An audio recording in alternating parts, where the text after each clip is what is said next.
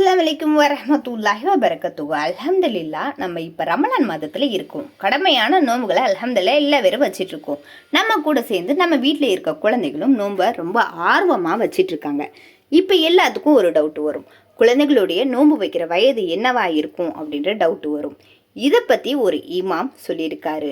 அவர் என்ன சொல்கிறாரு அப்படின்னா, அந்த காலத்தில் சஹாபாக்கள் எல்லாருமே குழந்தைகளை நோன்பு வைக்க சொல்லி ஏவி இருக்காங்களாம். இதற்கு ஆதாரமும் இருக்காம்.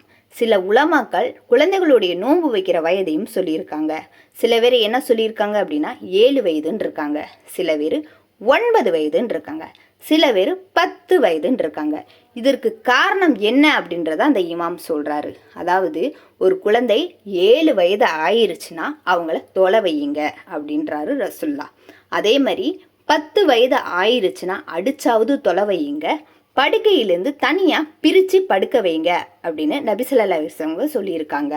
அதனால தான் இந்த வயதை எல்லாமே உலமாக்கள் சொல்லியிருக்காங்க அப்படின்றத அந்த இமாம் சொல்கிறாரு.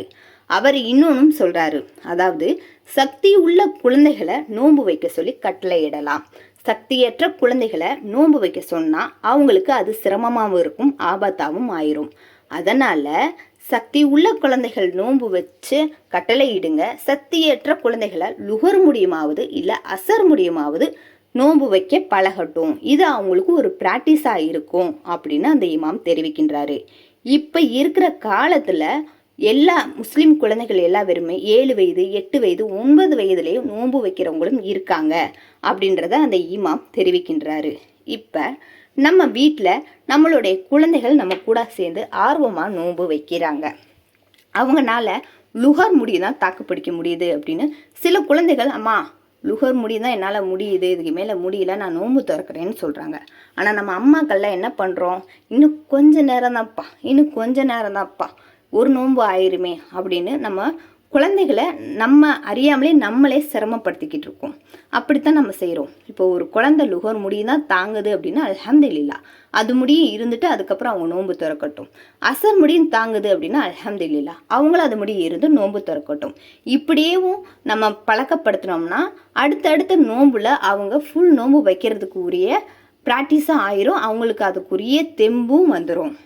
ஏன் இந்த அளவுக்கு நம்ம நோன்புக்கு இம்பார்ட்டன்ட் கொடுக்குறோம் அப்படின்னா, நோன்புகளுடைய பிரார்த்தனையை அல்லாஹ் நிராகரிக்கவே மாட்டானா. இது அஹமதுல 1183வது ஹதீஸாக இருக்கு. அப்படிப்பட்ட ரமலான் மாதத்துல நம்ம இருக்கிறோம்.